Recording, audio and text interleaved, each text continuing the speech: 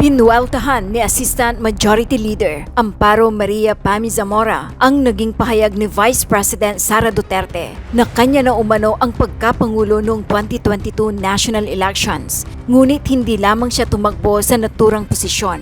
Matatandaang sa isang ambush interview noong Sabado, November 30, sinagot ni Duterte ang patutsada ni Zambales First District J. Conghon na atat daw siyang maging Pangulo ng Pilipinas. The presidency of 2022 was mine already. Nanalo na ako sa surveys. Lahat ng tao solid na. United na for my candidacy. Pero I gave it away because I felt I had to do some other things other than being President of the Republic of the Philippines. Sagot naman ng Vice President Sara Duterte.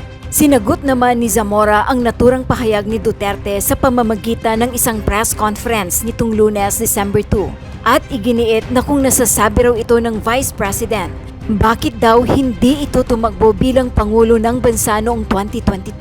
Why didn't she run? If she had it in the bag, dapat tumakbo siya. I mean, 2025 na eh. Ngayon mo pa sasabihin yan, di sana tumakbo siya.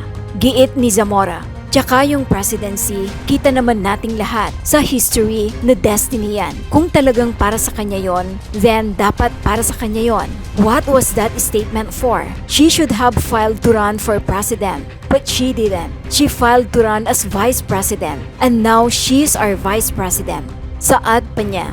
Matatandaang tumakbo si Duterte noong 2022 bilang Vice President kung saan naging running mate niya si Pangulong Ferdinand Bongbong Marcos Jr. sa ilalim ng tiket ng Uniteam.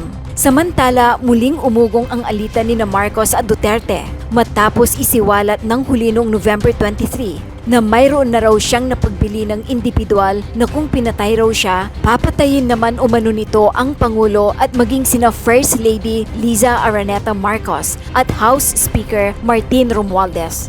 Binuweltahan naman ni Marcos si Duterte noong November 25 at iginit niyang hindi ito dapat palampasin. Samantala, nilinaw ng Vice Presidente na hindi umano pagbabanta sa Pangulo ang kanyang mga pahayag, kundi tungkol daw sa pangamba sa kanyang buhay. 07 AM, wala pa akong naririnig, wala pa akong, hindi naman namin pwedeng basta na lang upuan. So, tingnan na lang natin kung syempre pakikinggan din naman natin yung ifa-file nila, but as of today, again, 11:07, wala pa akong alam personally.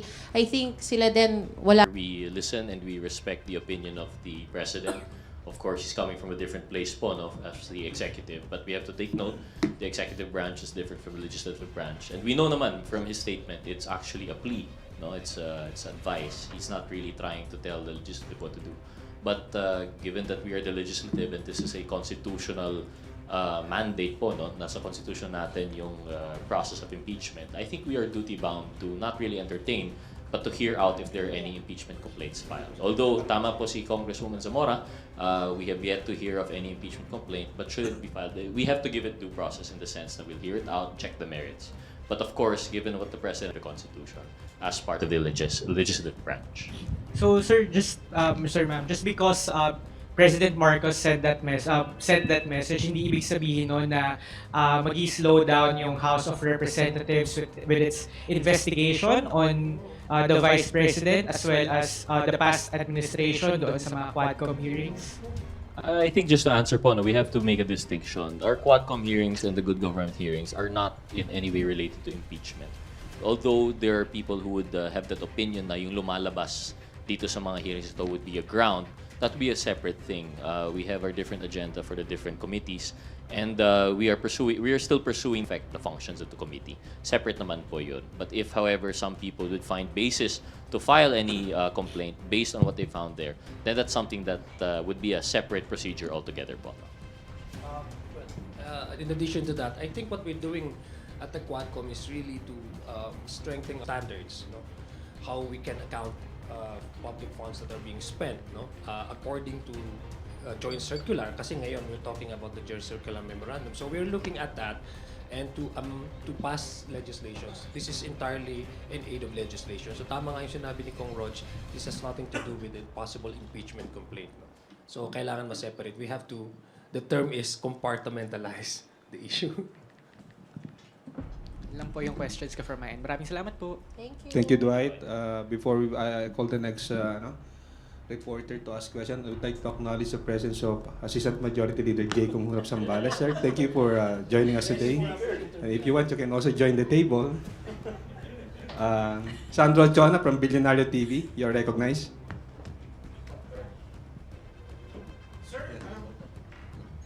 Good morning, sirs and ma'am.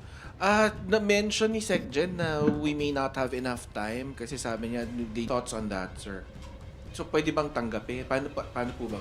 Pwedeng tanggapin and then maybe next year na? Here, this would be our first to entertain that. But if that is his opinion, then I think that should be it has some weight Na naman. lang. Pwedeng next year na lang po. Well, I think the Secretary General is speaking on the practicality of time. He wasn't really saying about the acceptance or receiving any complaint. So, kung 10 days siya, if that's according to the rules, how many days are left before we call for a break? No? 10 days. 9 session days. So I guess the Secretary General is well informed about the rules. So probably Thank you. Bibian Gulia from ABS-CBN.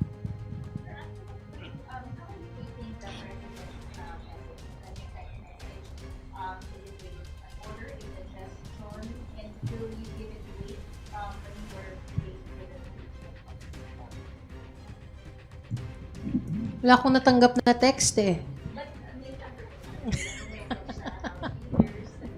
No, no. Of course, we're going to put weight. Bibigyan namin naman ng, kukonsidera namin yung message niya. Una sa lahat, again, 11-12 na, wala pa rin kaming, wala talaga. Sa totoo lang. And kayo naman, nandito kayo araw-araw, wala pa rin, malalaman nyo yan kung meron na. Pero wala pa kaming natatanggap. So, wala. I mean, yes, ginagalang namin and binibigyan naming respeto and syempre, Pero ang kagandaan naman po with the government now, it's very open lines of communication. We've experienced that po kami sa legislative. Although our functions may not be executive, when we have comments, opinions, they're always open. The secretaries, the president, and all the way down the line, they're very open po for communicating with us. And I think that's what's happening now the same way. I wouldn't call it a suggestion. Perhaps it's an advice, given his wisdom of what he sees in the situation. So, po. But I really don't think that is an order po, no? Because that's a different jurisdiction naman ng powers natin. Thank you. well, in addition to that, tama, re-echo yung statement mo ng mga kasamahan ko dito. Of course, we would respect the position of the President and we value his guidance, no? Pero sabi nga, hindi yun ano eh, directive, no? It's an appeal actually, if you look at it. If it's an appeal.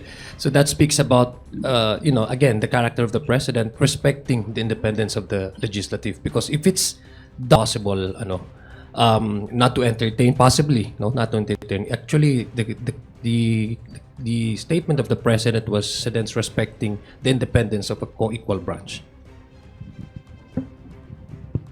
Thank you. Second question. Okay, go ahead, Bibian. You did mention na parang patuloy pa rin, tama ba, yung mga investigasyon ng Quadcom? I mean,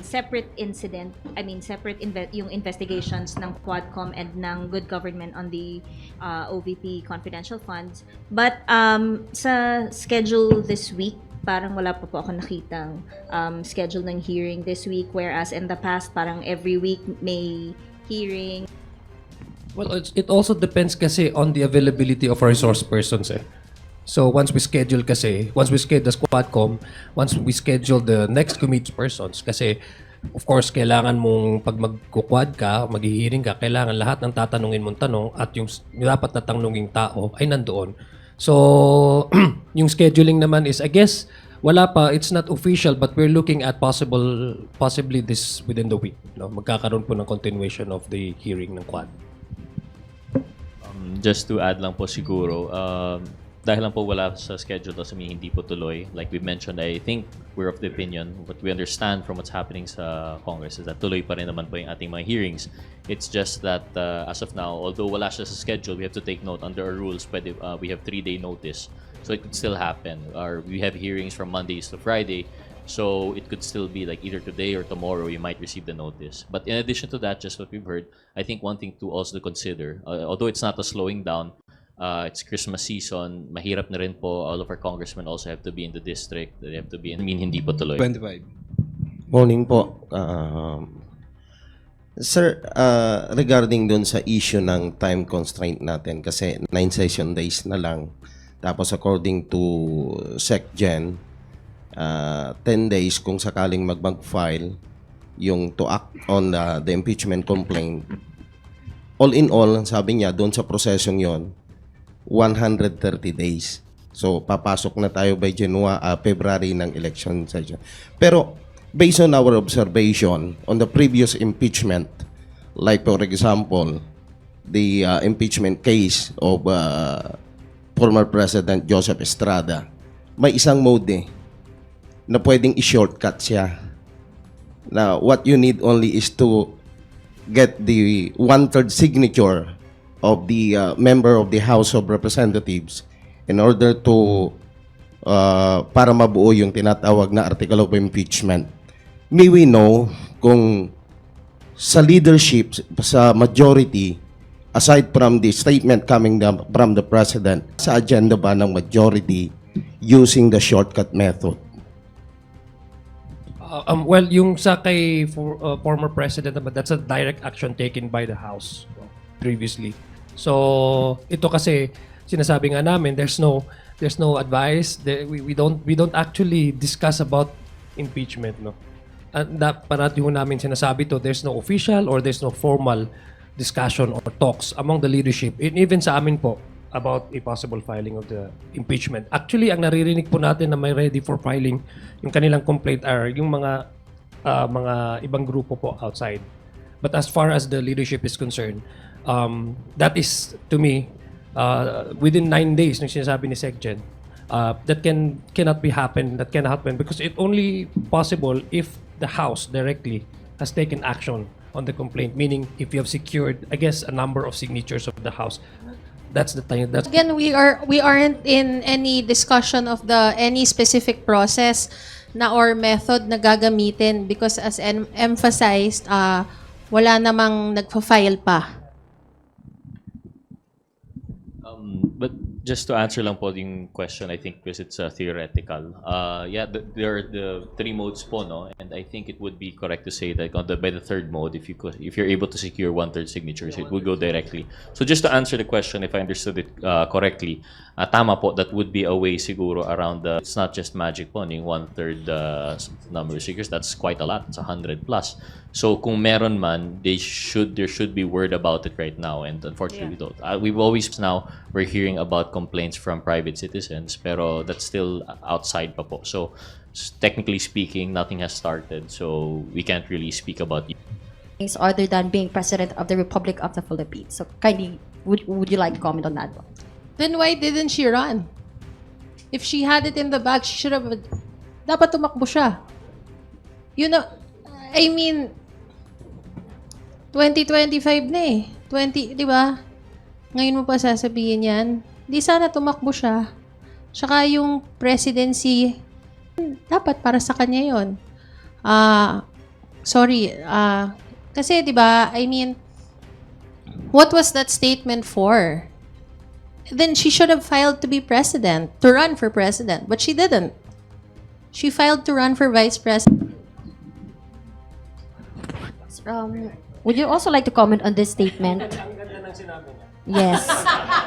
I think this is particularly for the House members. Huwag nila ako i-gaslight into saying na ako ang dahilan ng kaguluhan na ito. Ang kaguluhan na ito ay nagsimula sa terrorism nila, sa harassment nila, sa threats nila sa mga personnel of the Office of the Vice President. I mean, particularly about the Good Government Committee hearing po.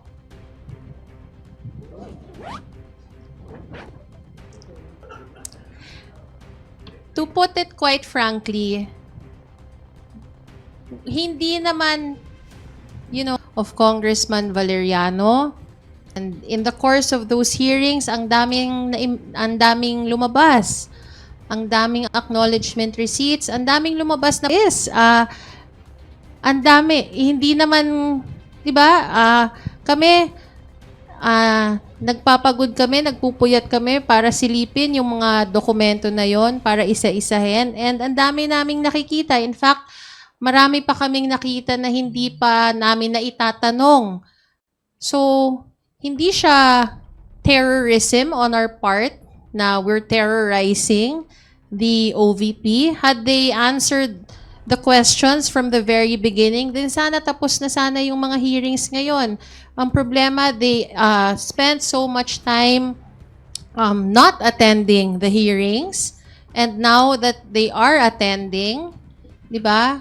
So, kung sana nung umpisa pa lang, pumunta na sila, then sana tapos na, nasagot na sana nila. Yun lang. Uy, sumagot ka. Well, ganito kasi Maria, no? We're actually what we're trying to exercise here is the mandate of this office. I mean the mandate of the legislature. The only way for us to really find out is to hold these inquiries, no? And to hold anybody accountable. Yun lang man talaga yung pinaka gusto natin mangyari in aid of legislation. Tama po yung sinabi ni Cong Pammy na we are not pinpointing directed to the office which he occupies right now, which the Vice President occupies right now. Hindi naman ho natin kasalanan yun, di ba? Sabi nga ni Pammy tadhana, nagkataon po na naging Vice President siya. So number one, the issue is there. There are so many questions that up to now have not fully answered. There are so many questions and the manner by which these confidential funds were spent. There are questionable ARs to a point that there was a deliberate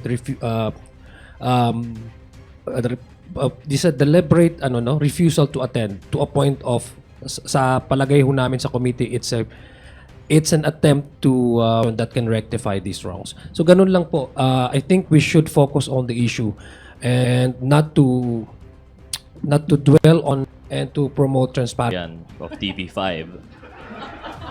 I think the two quotes mentioned were interrelated in the sense na spring issue. She's answering the issue by bringing up politics, yung presidency. But I think what we have to note here is that this issue goes way back po, no? Before the Good Government Committee and before people were talking about dahil po ito ay in relation to the presidency, whether 2022 or 2028. We had questions na po. And this started with no other than yung sa budget hearings natin, which was the question was really how the budget was, although it had its corresponding slash in the budget, it's not sufficient po. And kaya nga po pumasok yung good government. So to answer the issue by saying po that this is related to man or if it's about the future presidency, we have to set it aside because what we're talking about here is yung accountability doon sa expenditure of the confidential funds. And it just goes to show, it goes back to that po, no? We've had this question during the budget, we've had it near the committee hearings, and we will continue to have it until we answer our questions during the budget. Baka tapos na po yung we wouldn't have had to come to that committee hearing. So I think that's where we're coming from. This is a mandate constitution, power of the purse, together with oversight. Yun lang naman po yung inatupag po namin dito. Yan lang. Thank you. Medyo nakakapanibago kasi wala pa po sa calendar natin any good government required committee hearing. May po ba yung impact, yung message ni Pbbm with that? May ceasefire ba? Yung sa good government, we were supposed to meet Friday. I remember, ako yun, I actually called the chairman na nabanggit nga ng ating vice president na she was going to skip the NBI, yung patawag ng NBI, dahil kailangan niyang pumunta sa hearing. Actually, dapat nung Friday nag-hearing tayo. And then, for sure naman, within the day or tomorrow, maglalabas kami ng schedule. Kasi in the first place, we're not in war with anybody.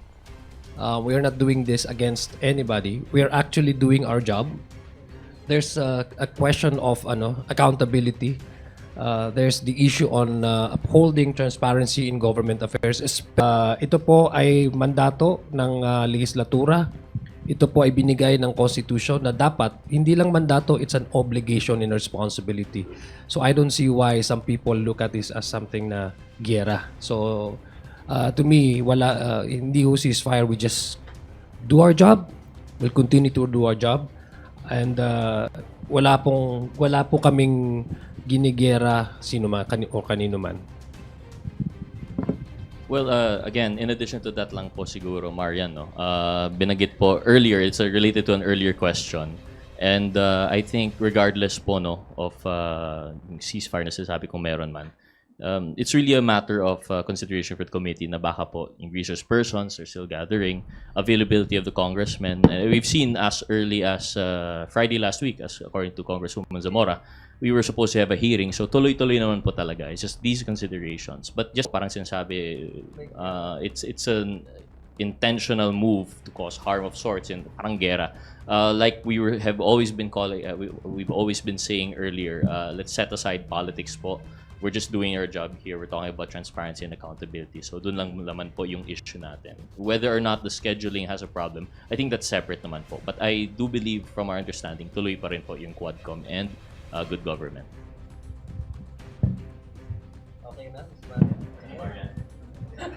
Thank you, Marian. Thank you. Mela Lismoras from PTV4.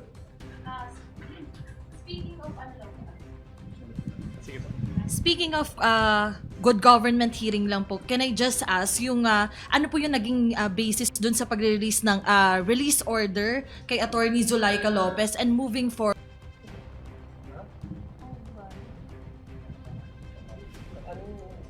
Yung nung weekend, nung Sabado po kasi nag-release na yung House Committee on Good Government ng release order kay Attorney Zulaika Lopez. Paano po tayo nagang po natin dun sa order, and moving forward, yun po, nag-commit po ba si Attorney Zulaika sa committee na haharap pa rin siya sa mga susunod na pagdinig? Ang alam ko kasi yung maximum na penalty for the contempt is actually 5 days. No, it was extended for 5 days. And number two, the consideration also is that yung medical condition ni Attorney Zulaika, she was admitted at the Veterans Medical Center, and prior to her yung pag-discharge sa kanya, I think Secretary General ang SAA communicated with the doctor, the physician attending Attorney Zulaika, and the decision of the committee was to release her based on the number of days that she was cited under contempt, no, for a detention. So yun po yung naging consideration. Remember, yung detention niya she was supposed to be transferred to correctional, but due to medical issues, the committee decided to allow her to be admitted at the Veterans Medical Center. But sinabi naman po niya, I guess yung sa sulat niya, sinabi na she will cooperate should the committee continue on hearing the case of the OVP, DepEd. OVP ba? And DepEd confidential funds. Nag-assure naman siya na she'll be attending the next committee hearings. Opo. So next hearing, Kong Zia, expected natin na harap si Attorney Zulaika Lopez as well as yung 4 na naka-firm. Yes, if there's no medical problem or immediate medical attention that she might need, I guess there's no reason for her not to attend.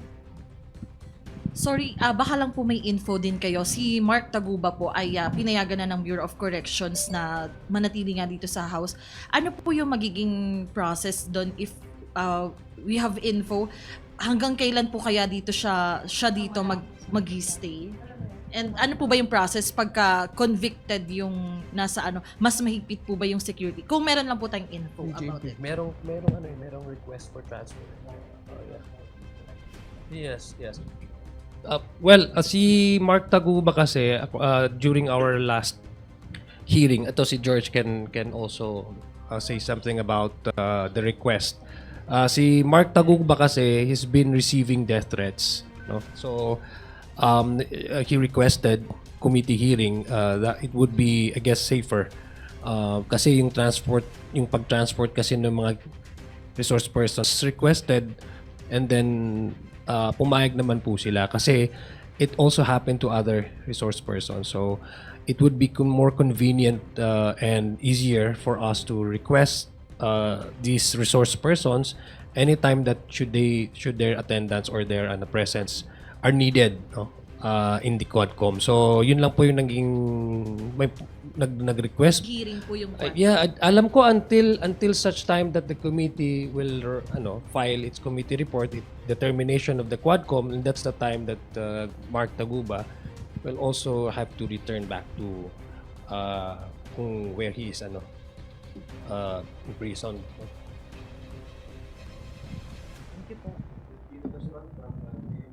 Hello.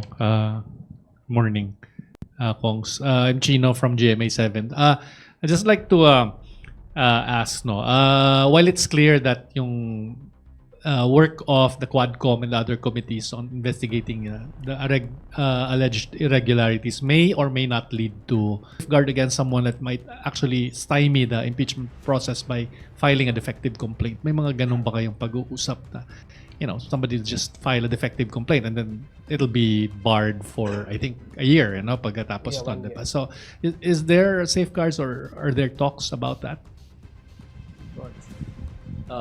Sorry, sir. I won't be able to talk about safeguard. Well, for one, I don't think it's been discussed. If there have been discussions on safeguards regarding that issue, probably beyond our circles. Kami po, we're just members here. But from a pending complaint for impeachment, in either of the three modes, I think if it is defective, the third mode would be eliminated right away because I don't think 1/3 of the House would vote on that to promote that. But for a defective impeachment complaint to have been filed and to be endorsed by a congressman or congresswoman in either of the that defective complaint, I think these two would still have to go through the Justice Committee, and I think that's where they would thresh out the defective complaint. But whether that would trigger the 1-year ban under the Constitution, I'm not too familiar. But I think that's the safeguard in the rules, is that it would be... Sirs, ma'am. Kuha lang po kami ng reaction dun po sa hinihiling na investigation sa NBI ni Cong Barbers dun sa mga vloggers na yung organized vloggers na nagkakalat daw ng maling impormasyon. Kong J.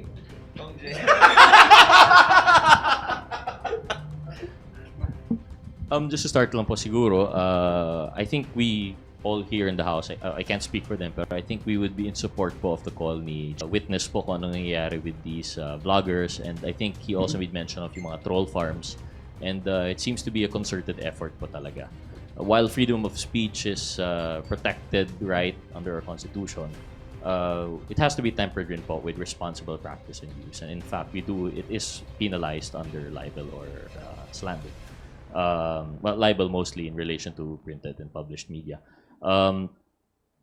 There's that safeguard. So I think what Chairman Barbers is asking for isn't anything new. It's that he is asking for assistance given the Congress and social media. You have questions of jurisdiction.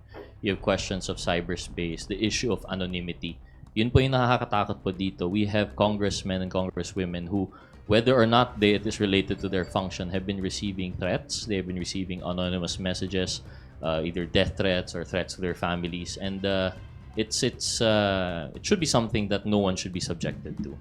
Free speech is one thing, but to rely on character assassination is a totally different issue. And I think Chairman Barbers was just speaking up for and we are hoping that the DOJ would help us. Kasi po, if it is proven talaga that these sophisticated schemes are being employed to really target congressmen, congresswomen, not for their personal gain, but for that political purpose, then it must be something that should be acted on po talaga.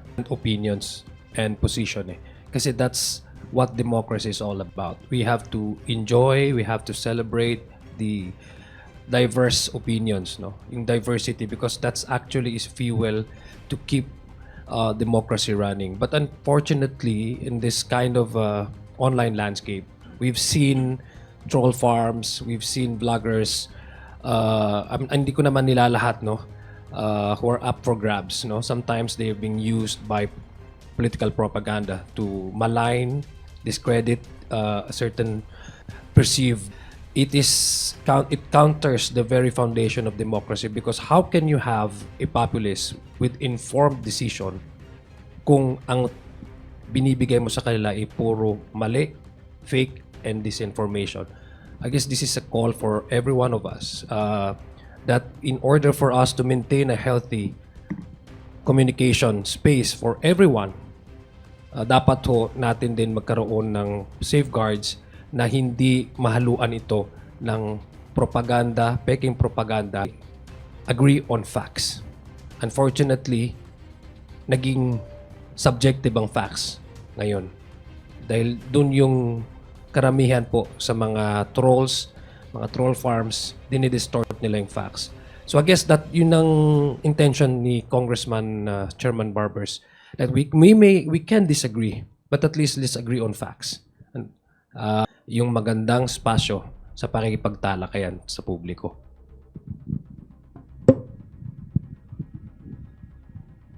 Okay.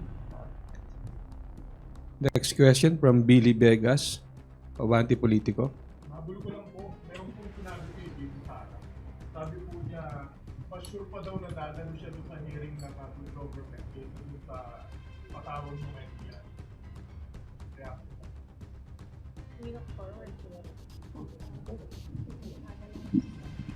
I think, if you remember, meron po tayo sanang good government BI sa Pinas set on the same date. Because at the time that the cancellation, we found out po that the VP was using the Good Government Committee as a reason po not to attend. Na this would be the first and bago pa lang yung issue of NBI, it might concern national security. Nag-give in layman's terms, nag-give way po yung committee. Ngunit hindi po nag-attend yung ating Vice President. So again, we see it now. There is the commitment at least to attend good government, but she is giving the condition na baka hindi po sa NBI. I don't understand po siguro, di ko po naintindihan siguro kung bakit it would be. I hope that if there's anything, I hope yun po yung gawin po niya. Thank you. Okay, last question. Hingi lang po sana ng reaction dun sa sinabi ng some political analysts that the president will be seen as a weak leader if the impeachment for if VPSARA will not be subjected to impeachment po.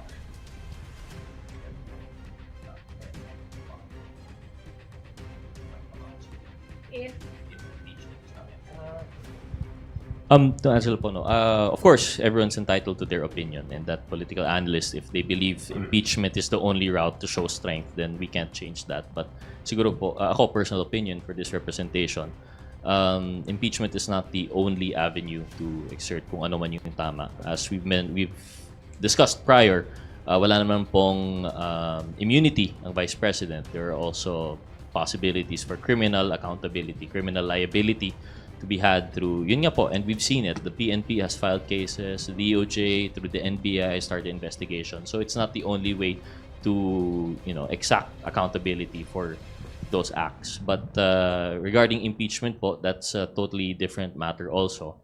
And it would not come from the president. I don't know why it should reflect on the president, because the impeachment complaint should come from either a private citizen or that endorsed by the member of Congress. So if wala po mag-file, honest na yun. Actually, dadagdagan ko lang, no.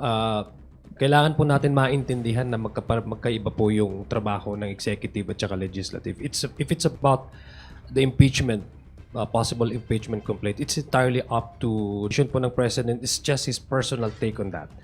And that should not be taken as something that maybe as a gauge on how strong he is as a leader. I think he has so strong points naman eh. Kasi ang sinabi naman po niya doon, let's focus on nation building, let's focus on the problems. That's how he viewed that with the yung lens and yung access niya po being the top executive official in the land. No, he's the #1 president. He's running the affairs of the government. When you talk about complaint of possible complaint, membership, individual members will look at the merits. No, balikan ko lang po yung kaninang tanong ni ng ating kaibigan, boss. I think choosing between the two, it's not really a matter of choice. Eh.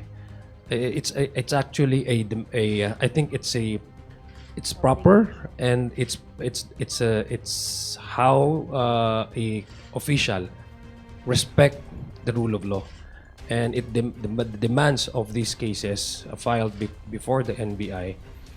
Really a choice between which does he favor, and if we talk about transparency and accountability, it is demanded of her to put urgency on these two venues for her to really air her own position on the allegation that were thrown at her and her office. No, so Are you in favor of next Congress, sir? Are you in favor of impeachment? Impeachment. Ikaw daw, Congress. Kayo sa lahat. Wala pa naman pong hinahain na impeachment complaint. So I think it's preemptive na sumagot sa ganung mga katanungan. Kung meron na pong impeachment complaint, depende mo po sa substance, yung merits ng complaint na yon. Impeachment to a political exercise. It's whether you are for or against the person. But I hope we don't forget the fact that impeachment is based on grounds. This is not on personality. It is about the facts that attend the circumstance, the facts and circumstances surrounding po an alleged violation. So we're talking about graft and corruption. Rightly so, as mentioned by Congressman Adyong. Kung wala pong inihain pa na complaint, how can we base po how to Thank you. To our honorable guest, kindly proceed with your short opening, closing remarks, rather. Nagpapasalamat kami sa inyong mga katanungan. I mean, for sure naman, this week will be a colorful week and the next 2 weeks ahead. Andito lang naman kami to always answer your questions. So maraming salamat.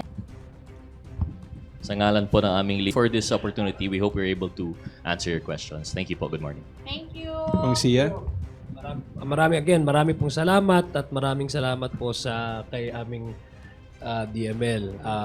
Sana po ay naliwanagan namin ang inyong mga katanungan. Mag-subscribe at i-click ang notification bell para sa mga susunod na video updates. Maraming salamat po.